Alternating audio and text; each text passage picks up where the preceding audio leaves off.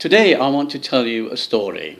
It's the story of a book, and according to the story in this book, it concerns the history of everything going back some 12 billion years. That's a 12 with 9 zeros after it, so it's not a mispronunciation. It is billion, not million. Now, someone will say straight away, but wait a minute, the universe is only 4 billion years old. How can the story go back 12 billion? Well, according to the story in the book, there was God contemplating creating order out of nothing. And there came the anti-God who said, no, you cannot have order. I want chaos. I want random. No order at all. Now, God being God, didn't fight against the anti-God. He worked out how to solve the problem. And incidentally, if you're one of these people who have still caught up in this belief that God doesn't exist, I put a link down below here to the video I posted a few years ago now, showing the scientific evidence for the existence of God.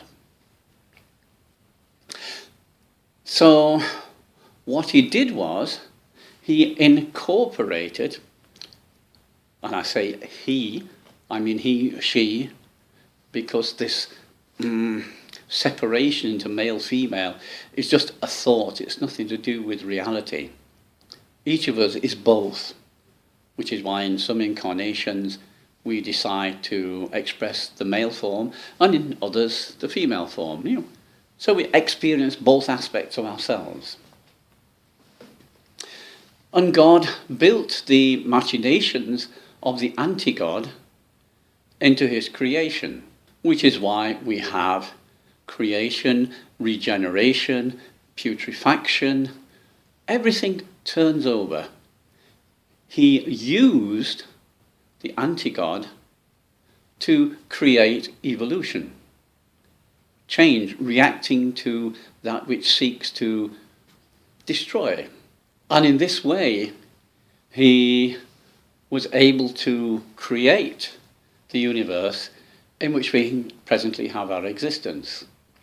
And it's quite interesting reading in the Bible, and I quote the Bible because that's the best known here in the Western world. It's by no means the only one that says exactly the same thing. God said, "Let there be light," and lo, there was light. Astrophysicists call it the Big Bang. But it was out of nothing, light was created. And then if you follow the story of Genesis, you see in the correct sequence how all other things were created, which is very, very interesting. How did they know so many thousands of years ago that that is the order in which things were created? Things we can today think we can prove. How did they know then? What the anti-God then did, he caused a book to be written. And this book contained other things, his name, and the names of the lords of darkness. And if you get this book in your hands, it will drive you insane, literally. But so insane that you won't notice. And this is what has happened. Some people have come across the book, they've read it, and they have become insane. But they've also generated a lot of personal power. This is what happens when you get this book in your hands. You become very powerful,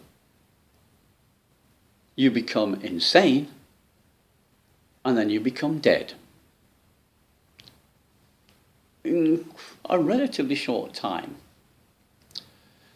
Now, some whom I have good reason to believe have read this book are George Soros, Bill Gates, possibly Angela Merkel. There are others. Well, all you see is they're at that level of controlling society, and they're all hell-bent on destruction. Bill Gates wants to more than decimate the world population. He actually wants to kill 7 billion people, or 7.2 billion people to be precise.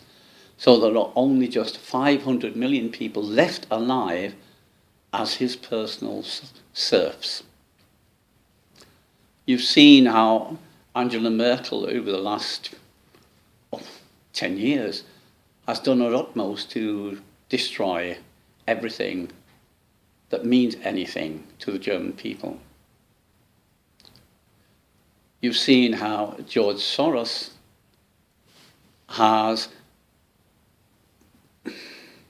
used his wealth to destroy whole countries, and then blamed those countries for being victims. You know, this is the sort of insanity we're dealing with. But there's one very, very important point here. These people form a very, very tiny minority. Maybe 200-300 of them on the entire planet. It is your belief in their power which enables them to do what they're doing. And at the moment, they've got, well, a fairly large proportion of the world's population convinced that there is some sort of deadly disease raging. And of course, it's becoming daily, almost hourly, clearer that this disease doesn't actually exist. It's all propaganda. It's all hot air. There's nothing behind it whatsoever. And not only are people in general seeing it,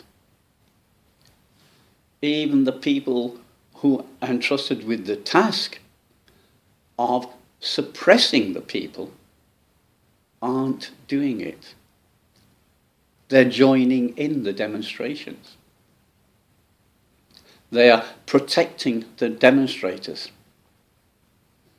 They're ignoring their orders to break up the demonstrations. That's how bad things have got for the people who read this book and have become so insane that they believe that they own the world and own humanity. They don't. And it's up to us, you and me, to show them. Now, I've shown you in part 1 of Messiah how to do this. You use your heart knowledge. You move from your heart. In part 2, I showed you how to use the energy of wrath to stop them. Divine wrath. Stop! You know who these people are. I've named a few. Stop them. Thank you. Amongst other things that God has built into creation is the fact that we have completely free will. It is we, not he, she, it is we who have the power to decide. Do we want divine order, or do we want chaos and destruction? He's taken the decision away from the anti-God and given it to us. Choose wisely. Thank you. Namaste.